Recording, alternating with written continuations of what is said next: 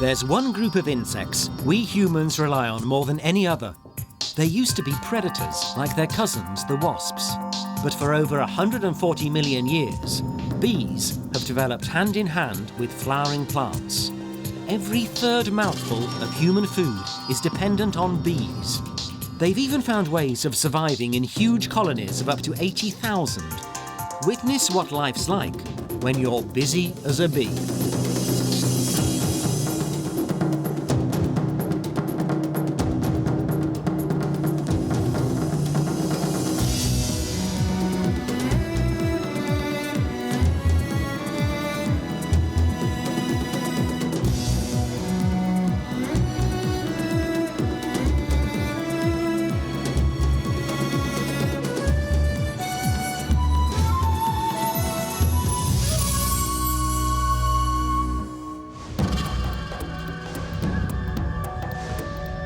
Around 200 million years ago, before most flowering plants evolved, our world was a different place. An expanse of green-leaved forests and swamps, filled with ferns and mosses. Some familiar insects like beetles already inhabited this alien landscape, but warm-blooded animals didn't exist yet. A revolution amongst plants was about to take place, one that would influence the course of evolution for many organisms. It must have happened gradually, but flowers started to appear on Earth in huge numbers around 140 million years ago, developing into a rich array of colours and shapes.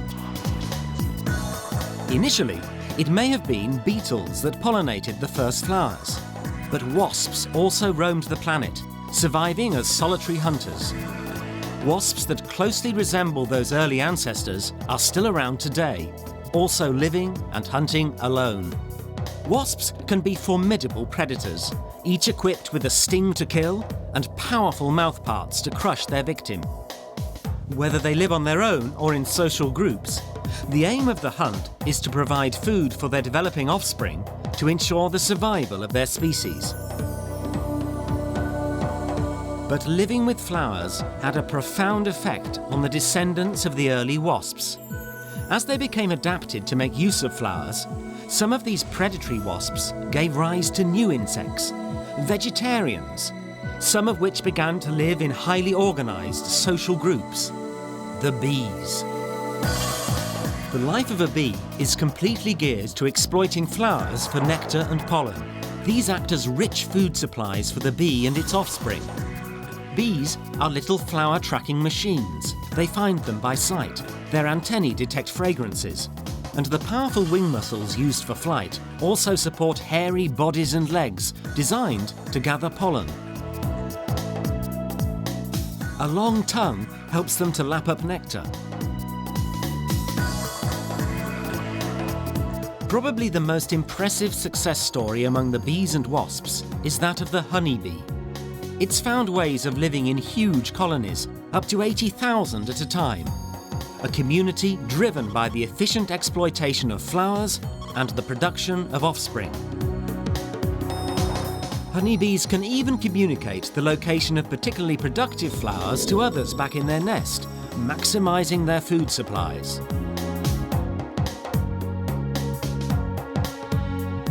Not only that, these bees have also developed ways of storing their food resources over long periods of time by producing honey and keeping it safe in special cells in their nests.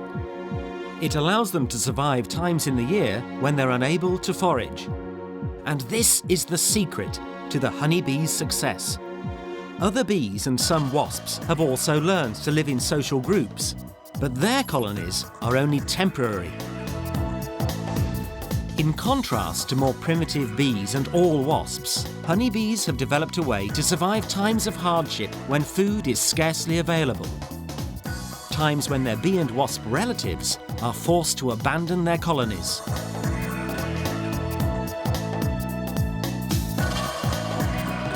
The honeybee's intricate social organisation and ingenious way of exploiting flowers is the key to its success.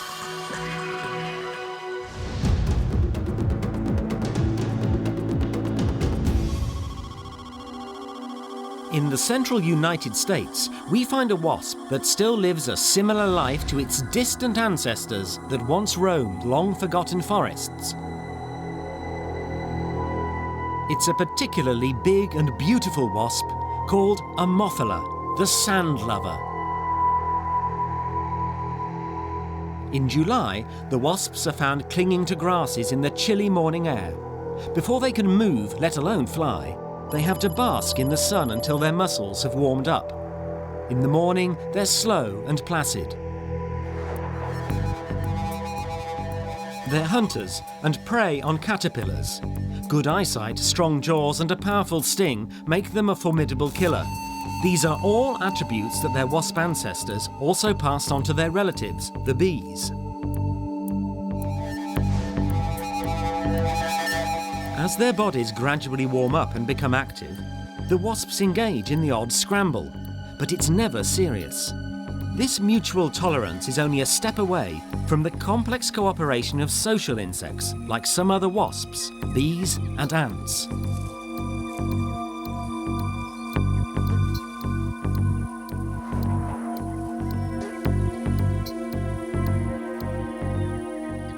July is Ammophila breeding season. The females are busy building burrows in which they'll lay their eggs. It's no more than a simple hole in the ground with an enlarged chamber at the bottom.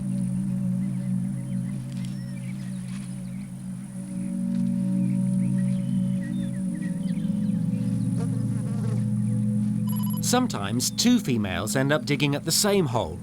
This is when their mutual tolerance breaks down and fights break out. It can be a useful energy-saving strategy if you succeed in stealing the fruits of somebody else's labour.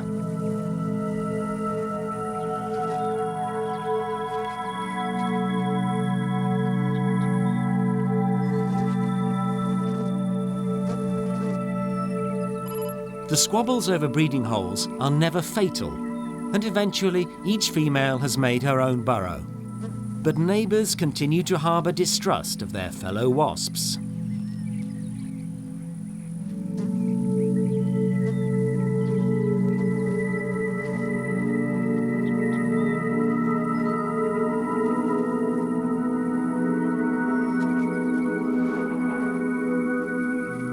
Once the building work is complete, the female hides her nest from neighbours or potential parasites before setting off to find prey. She also makes sure she can find her hole again by flying around it to memorise local landmarks. A good sense of locality is essential for all wasps and bees.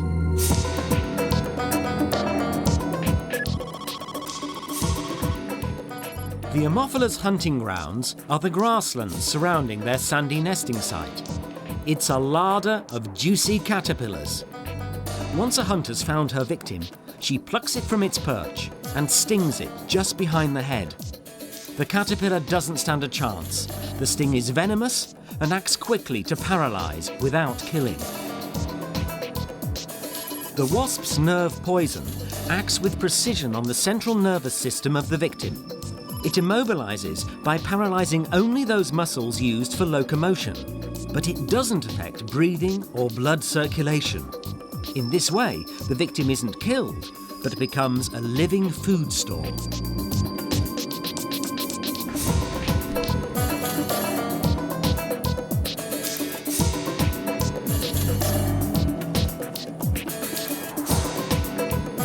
But on returning from her hunting trip, the successful female is attacked by robbers. They're other nesting Ammophila wasps. It's yet another energy-saving attempt by the females, eager to fill their burrows with food. But there are strict rules in this contest. The wasps never sting each other and make sure the caterpillar isn't damaged. Clearly, fighting isn't worth it if there's a chance of being killed, and it's pointless if the prize is damaged and useless.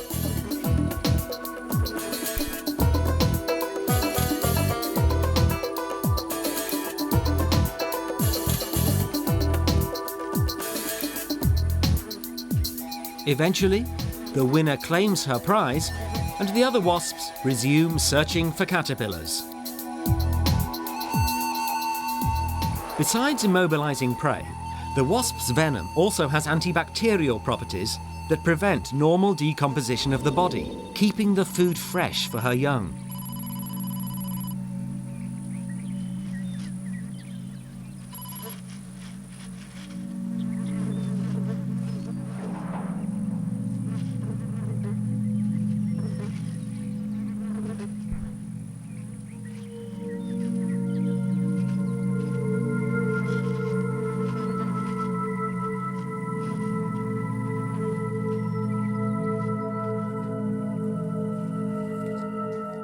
Inside her burrow, each female Ammophila wasp lays a single egg and surrounds it with as many as 10 caterpillars. All of them are still alive, but paralysed. When the wasp larva hatches, it's surrounded by plenty of fresh food.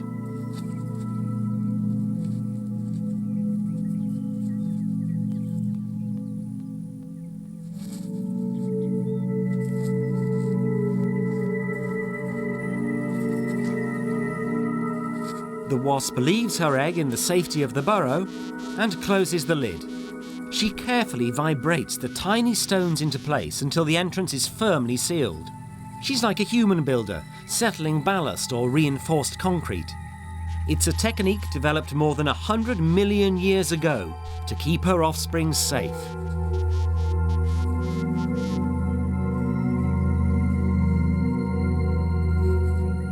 Having memorized the location of her nest, Ammophila also seems to intuitively know how much food she has stored, and she'll keep on replenishing the nest until her larva is fully grown and ready to pupate.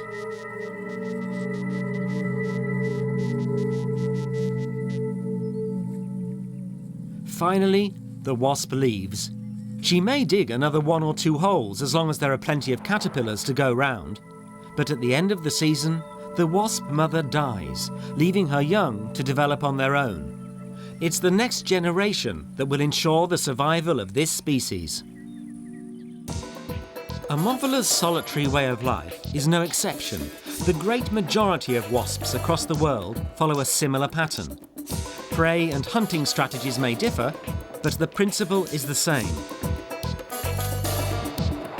Whether they hunt flies, grasshoppers or spiders, these wasps all dig holes, lay their eggs, surround them by food, and then leave to die.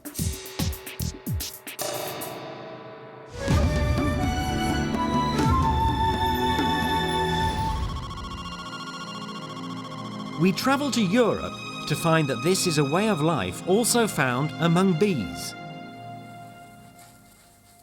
Solitary bees are common, and may resemble the first bees that evolved in response to the appearance of flowers.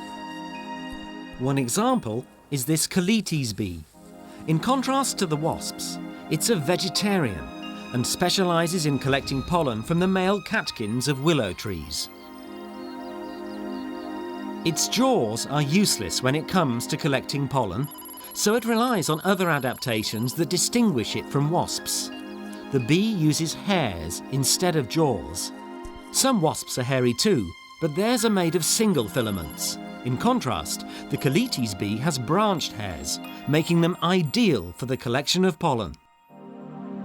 Close up, it's possible to see clusters of pollen grains caught in the branched hairs. The inner parts of the bee's legs are covered in pusher hairs, shaped like nail heads to scrape the pollen from the bee's body when it's ready to unload.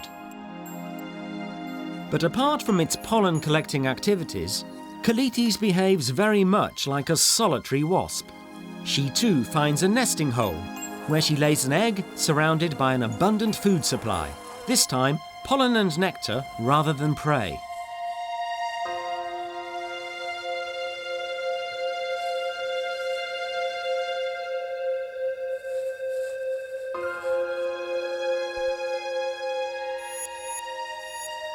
When she leaves her burrow, Colonies marks the entrance with scent from glands under her abdomen.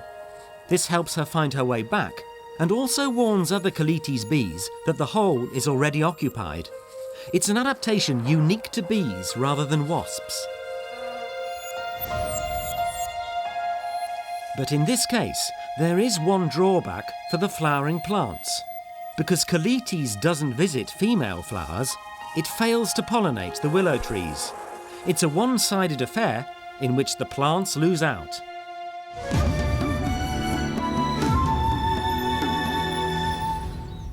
As a rule, the pollen and nectar of flowers function as a lure to the bees that pollinate them. But there are also variations to this theme. Some flowers, such as yellow loosestrife, produce oil rather than nectar, and they attract bees that are specialised to collect it. The oil collects on the flower's petals and anthers, cleverly placed so that a bee visiting the flower is bound to pollinate it.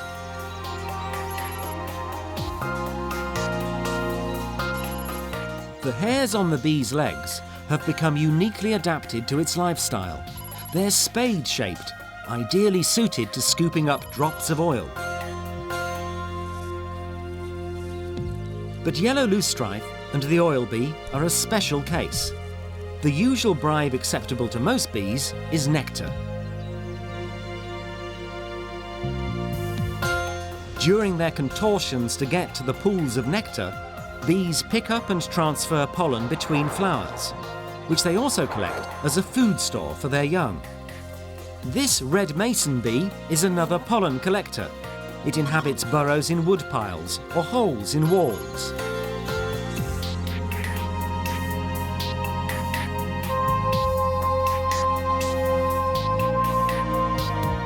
Its pollen-collecting equipment consists of hairs on its abdomen, combined with another set on its legs to brush the pollen off. The bee is thorough and makes sure that none of the precious pollen is wasted. Collecting it costs too much energy. She's a busy forager, working around the clock to amass enough food for her young to survive and grow to become the next generation. Within a single day, mason bees may visit and pollinate up to 2,400 flowers. That's around 3 times as many as a honeybee. You can clearly see the heavy load of pollen stuck to the hairs of this bee's abdomen on returning to her nest. After depositing pollen in her nesting burrows, she adds a little nectar to the heap for her offspring to feast on. Having collected an adequate food store, the mason bee turns round and deposits a single massive egg on the heap of pollen and nectar.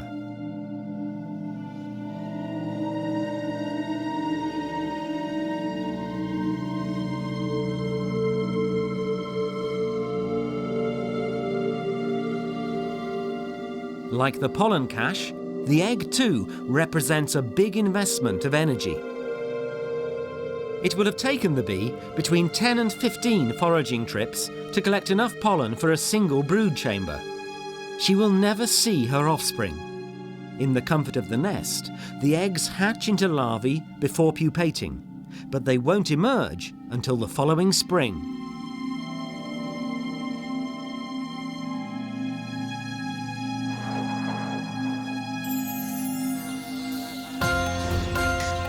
Before leaving, she'll go to great lengths to make sure her egg is secure by collecting mud from damp ground nearby to seal the chamber.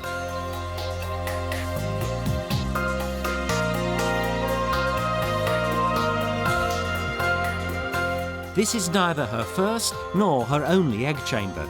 She can make as many as 7 or 8 in succession, each housing an egg together with a supply of food for the developing larva, and kept separate by a partition wall of dried mud.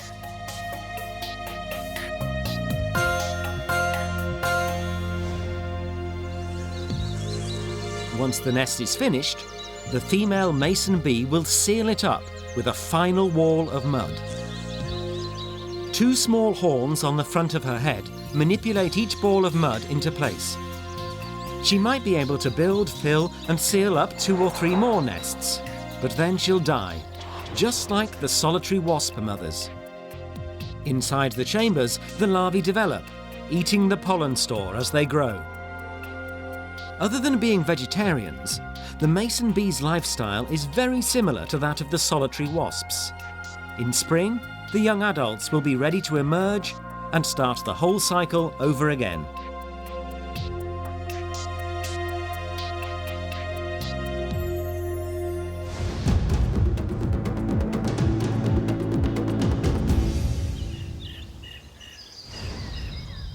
Another solitary bee is the leafcutter.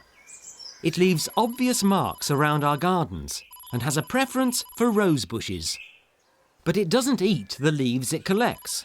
It uses them to build nests.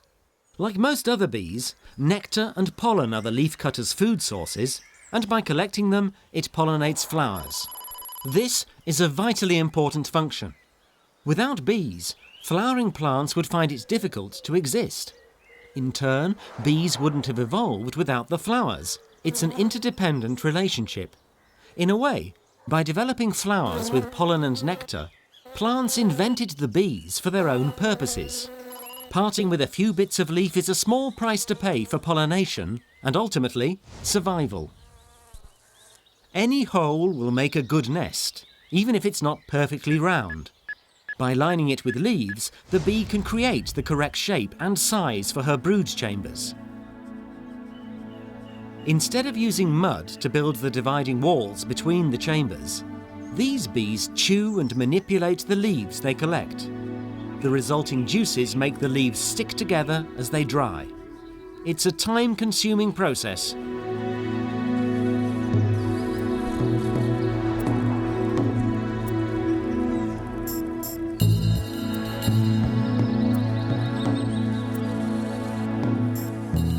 Leafcutter bees organise their nest in basically the same way as mason bees. It's a row of chambers, each containing an egg, together with pollen and nectar as food supply.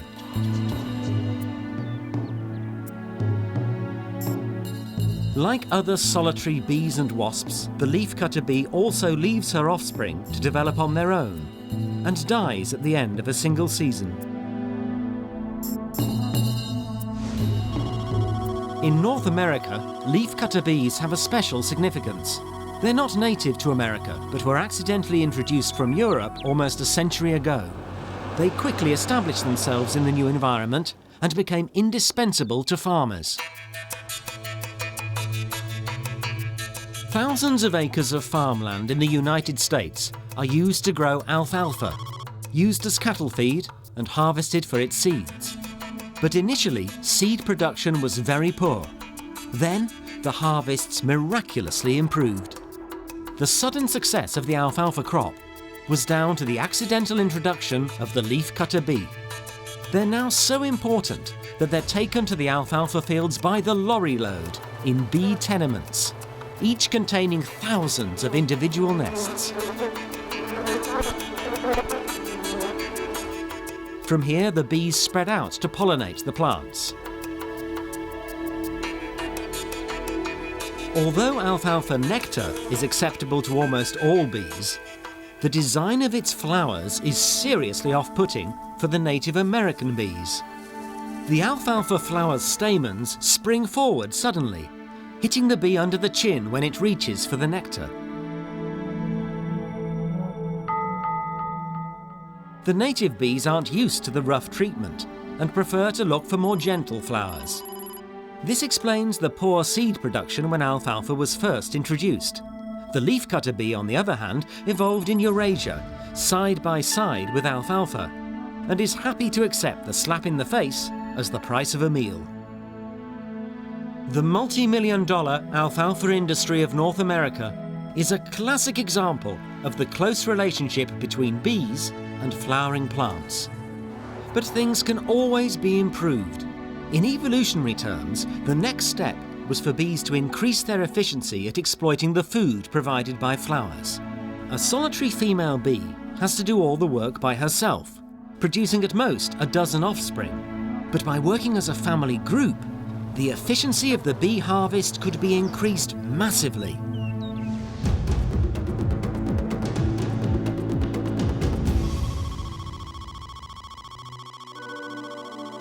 In Europe, early spring sees the arrival of the first flowers, and with them, bumblebees. These are fertilized females that have overwintered in protected, frost-free hideaways. On emerging in spring, their first task is to find holes in the ground in which to build their nests.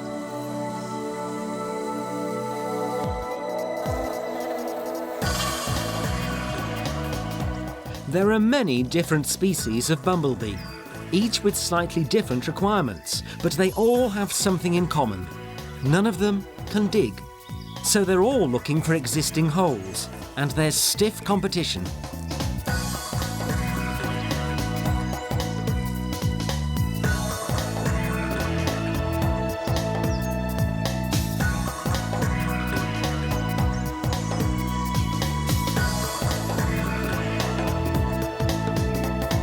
Among the first to begin nesting is the early Bumblebee.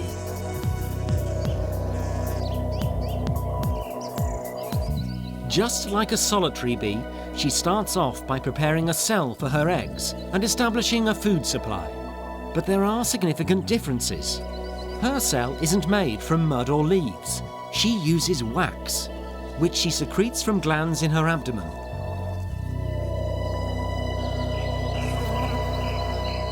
Like other bees, the bumblebee also forages by visiting as many flowers as possible to collect nectar and pollen to provide food for her young.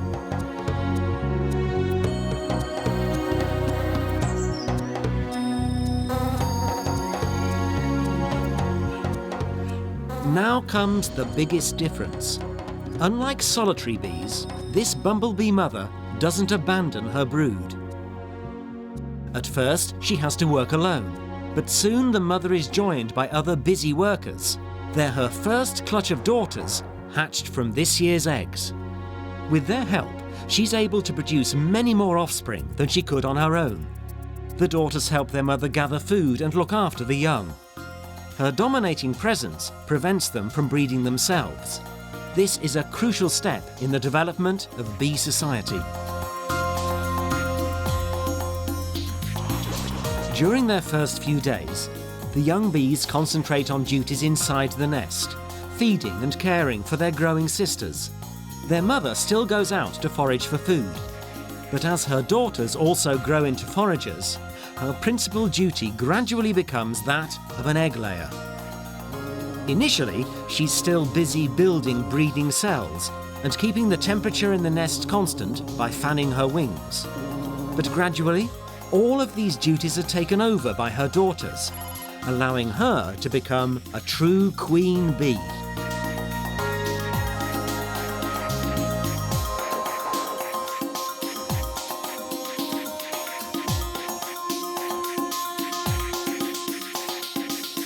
As the year progresses, the colony steadily increases in number and food intake.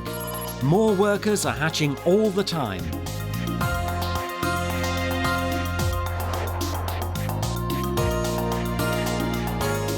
By now, many solitary bees would have finished their breeding season and died, leaving their grubs to develop alone and gaining no further benefit from this year's abundant food supply. Meanwhile, the bumblebees are still hard at work, collecting food and building their colony.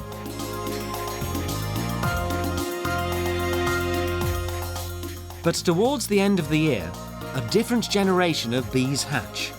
For the first time, some of them are males.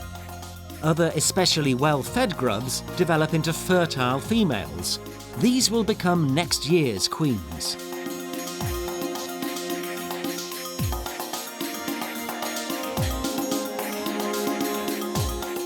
While the workers continue to benefit from the efficient workings of the colony, the new fertile females set off for the outside world. The survival of the species depends on the success of this generation of fertile female bumblebees. The males disperse to explore other nests in search of unmated females.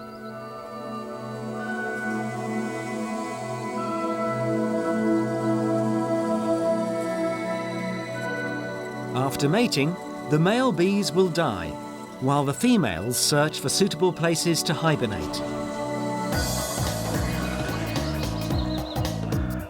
Once the reproductive generation of bumblebees has left the nest, the colony gradually ceases to exist, and the workers and old queen die. Despite their achievement in starting social family groups, bumblebees haven't managed to overcome the last obstacle to establishing permanent colonies in temperate climates. They haven't found a way to store enough food to carry them through winter.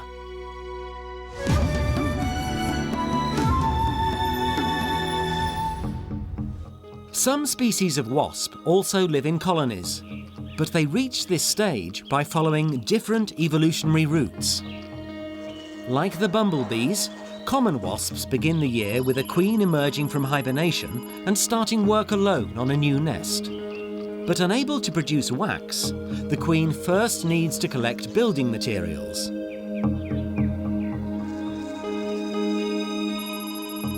The cells that this wasp is building are hexagonal. As modern architects have discovered, it's the most efficient use of available space. The wood pulp that the wasp collects dries into paper, a delicate and brittle building material, but suitable for the sheltered places where wasps build their nests. This wasp colony will develop much like that of the bumblebee and other social wasps. The queen will rear a first generation of daughters, which then take on the work to sustain the colony. Wasps also have to leave the nest to look for food. They're hunters and scavengers, but they're not immune from attack. They have very real enemies. It's another wasp species, the giant hornet. Hornets prey on common wasps, crushing their bodies before taking them home to feed to their own colony.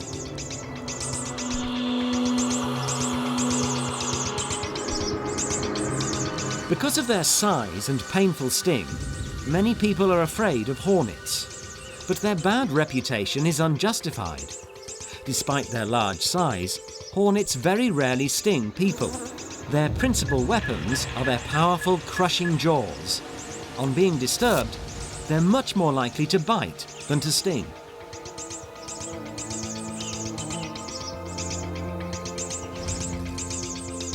Inside their nest, hornets behave just like other social wasps. They collect their building materials from trees and build a paper nest. And just like the bumblebees, a hornet colony has foragers that bring food to the nurse workers in the nest. There are also house hornets, which work at expanding and maintaining their home. As it gets older, each hornet worker graduates from indoor to outdoor activities, and they'll respond to the demands of a particular situation according to their status and maturity. So, as the queen lays more eggs, the house workers build more cells, and the foragers collect more food for the hatching grubs, which the nurse workers feed to them. A fully developed hornet colony contains several hundred active adults, each working to a destiny programmed into it at birth.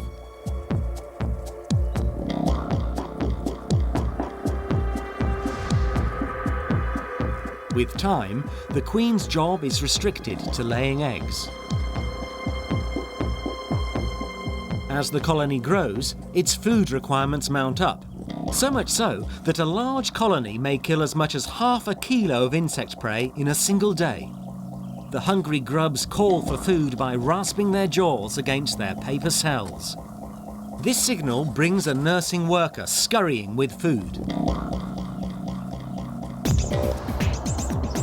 In high summer, the food comes from buddleia bushes, where butterflies gather.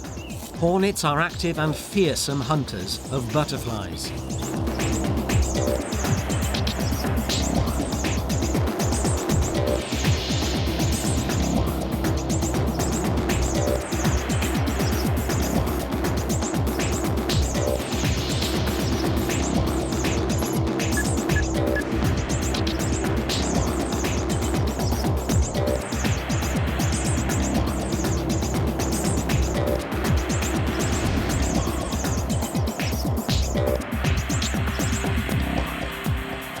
But hornets also collect fruit and the sugary sap of ash trees.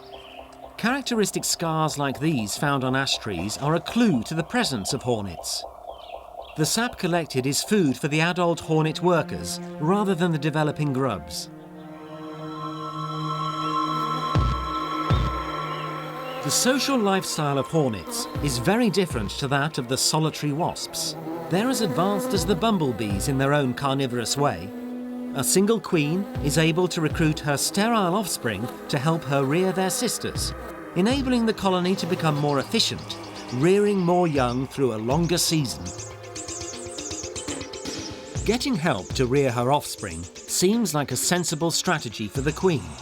But what's the point for her sterile daughters, selflessly slaving away until they drop? A peculiarity in the reproductive biology of wasps and bees provides the answer. Worker hornets are actually more closely related to their sisters than to their mother. By rearing their sisters rather than bringing up their own offspring, the workers are passing on more of their own genes than they otherwise would. After all, one or more of their sisters will eventually become a queen. It's this genetic link that has enabled social insects like wasps, bees and ants to develop their large cooperative colonies. When they're fully grown, the larvae produce a fine silk thread to cover their cells, allowing them to pupate and develop into an adult. But hornets haven't quite taken full advantage of all the possibilities open to them. They can't store food at all, and can only eat whatever their foragers return with.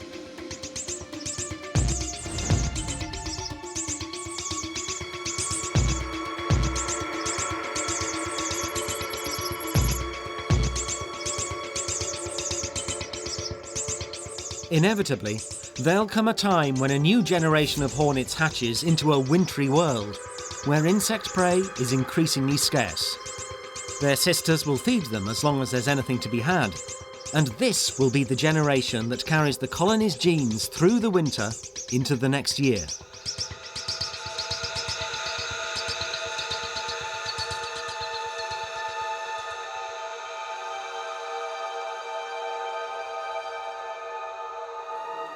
Each of the new virgin queens will fly off to mate, and then hibernate in a sheltered place, leaving her sisters to die.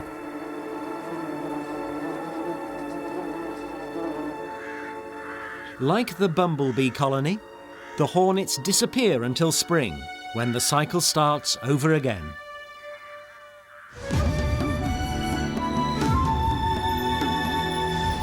To survive the icy days of winter, when insects need energy like never before to stay active, social insects need to store food. And this is where the honeybee triumphs. By storing honey, these bees are able to keep their colony going through winter.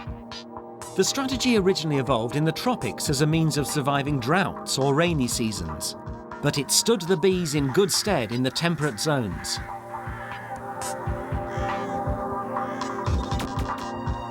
When good times return, they can take to the wing again in search of food. Honeybees are so useful to people that today most colonies in England live in hives, managed by people at their convenience. But the managed honeybee lifestyle is still essentially that of wild honeybees. New bees emerge from hexagonal cells to join a sisterhood just like that of their wasp relatives. But it's a much more advanced version of wasp society. For one thing, these bees are able to communicate with each other in great detail and in more than one way. Many bees use scent to communicate, but honeybees have refined the practice. They've developed as many as 37 different scent messages, which coordinate the behaviour of the colony both in and out of the hive. For example, from hour to hour, it's a scent message that tells forager bees how much food is needed in the hive.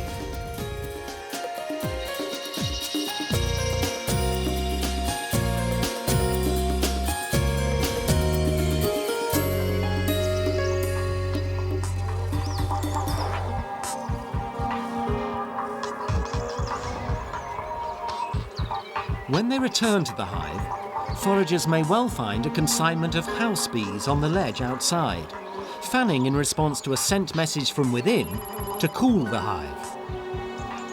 The waft of scented air from the nest inside may also help to show foragers the way home and warn outsiders that they're approaching the wrong hive. Inside the hive, bees dance. The waggles of a pollen-laden bee tell other foragers how to find a good food source, as well as how far away it is and what quantity and quality they'll find there. It's dark inside the hive, so touch is an effective communication tool that enables the transmission of complex messages.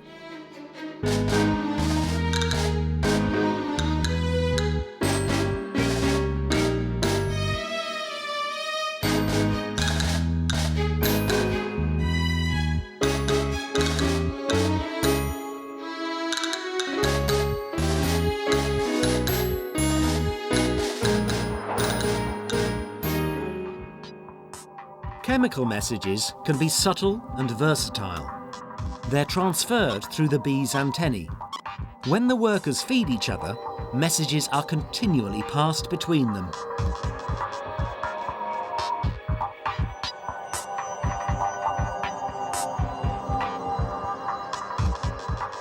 The single source of all these messages, controlling virtually every aspect of life in the colony, is the queen. She carries out no foraging or cell building. In fact, most queens only ever fly once in their lives during their mating flight. After this, they become an egg-laying machine and control the life of their gigantic family. The queen is always surrounded by a group of courtiers, who collect and spread her chemical messages throughout the colony. Each egg she lays will be tended, guarded, and fed when it emerges. But the workers aren't powerless. In theory, they can build a special cell and tend a grub to become a new queen. The only thing that stops them is an inhibiting chemical produced by the current queen, known as queen's substance. As the queen ages, or if the colony becomes too big, there comes a point when there isn't enough queen's substance to control all the workers. At this point, the workers will rear new queens, and the colony will divide. The queen's substance can also lose effectiveness when all the bees are restricted to the hive by bad weather. The overcrowding can mean that there's not enough queen's substance to go round. The hive becomes packed not only with idle foragers, but also with link bees. These are newly promoted foragers that still retain some of the cell-building instincts of their younger days. As the bad weather continues, leaving the hive is fraught with danger, so the workers tend to stay inside. It's now that the link bees revert to building cells, queen cells. As living space in the hive gets cramped, the queen's influence declines. Eventually, she will leave the hive with a band of faithful followers, each with a crop full of honey, to start a new colony. Swarming bees are reluctant to sting, but they can be intimidating. A healthy hive may contain at least 50,000 bees, so a breakaway swarm like this might have as many as 20,000 members. Usually they swarm near the hive, while scout bees go out to look for a new home.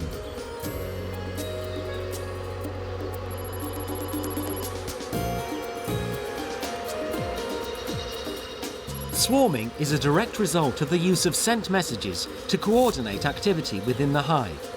These messages enable the swarm to stay together, even outside the hive. It's not clear how individual bees make their decision to stay or join the swarm. A substantial number, perhaps 30,000 or so, are still inside the hive, preparing for the arrival of a new leader.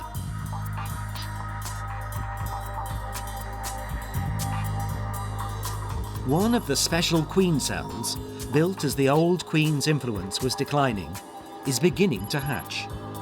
A new queen is more significant to the workers than their mother, the old queen. She is, after all, a closer relative, their sister.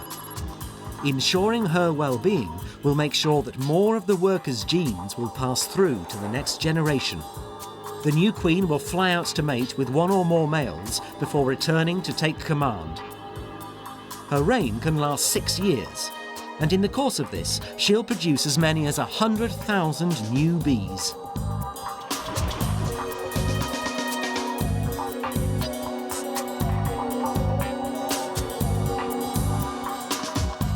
But her first task after hatching is to destroy any other developing queen cells in the hive. The workers help her. After all, honeybee society can't function with more than one leader.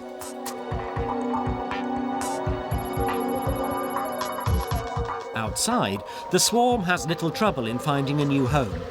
The delighted beekeepers ensure a new hive will be colonized.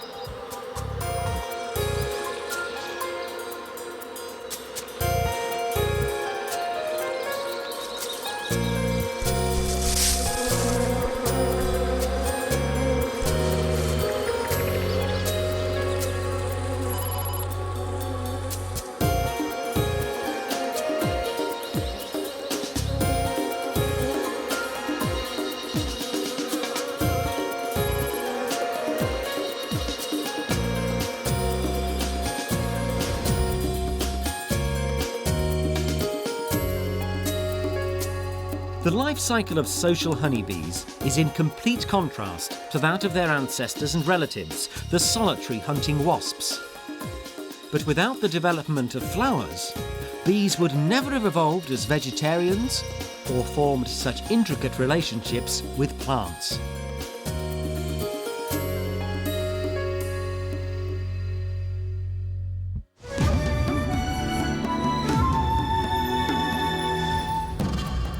When flowering plants first appeared on Earth, they set in motion a revolution of gigantic proportions. Life on this planet would never be the same, and flowers would change the nature of insect communities forever. Bees and wasps both go back to common ancestors, hunters that lived a solitary life in a leafy green world. And the lifestyles of many bees and wasps haven't really changed since that time. They still live solitary lifestyles, devoted to collecting food to ensure their offspring's survival. But some bees are very different. They've become vegetarians and no longer go hunting. Instead, they collect pollen and nectar from flowering plants. The close bond between bees and flowering plants is based on a give-and-take relationship. Today, the majority of plants rely on attracting bees to pollinate them. Pollen is produced in excess and acts as a protein-rich lure. An additional reward is nectar, a mixture of sugars that's highly sought after by hungry insects. Even the bright colours of flowers and their scents are designed to attract the attention of busy worker bees. And bees don't always work alone. Some species have developed ways to cooperate and build colonies in order to maximise their efficiency and reproductive rates. Some wasps too live in large colonies. It may look like the same lifestyle as that of the honeybee, but wasps haven't mastered the art of storing food. And in temperate climates, their colonies are restricted to the summer months, when insect prey is abundant. Honeybee colonies, on the other hand, can even survive frosty winters by storing honey. Bees are vital to humans, and not only as a source of honey and wax. Worldwide, about 150 crop species depend on bees for pollination. Some of the pollination is performed by bee colonies provided specifically for this purpose. They're moved to target crops as and when required. But despite their importance, each year we put our own success on the line by destroying more bee habitat, reducing the number of nest sites and floral diversity. Yet we still somehow expect the bees to be there next season to perform the pollination we all depend on. In Europe alone, about 45% of the 500-odd bee species are at risk of being lost as a direct result of the way we now manage the countryside. If left undisturbed, bees and wasps are very successful insects, making the most of what their immediate environment has to offer. But now they have to battle with a new threat, human beings, who could undo the rewards of being busy as a bee.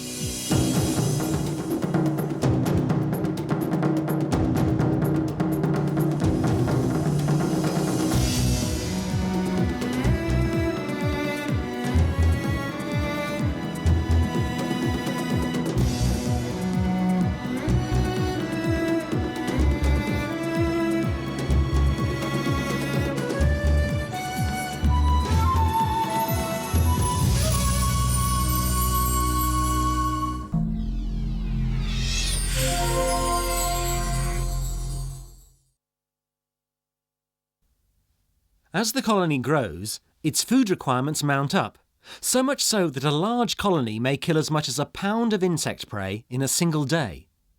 The hungry grubs call for food by rasping their jaws against their paper cells.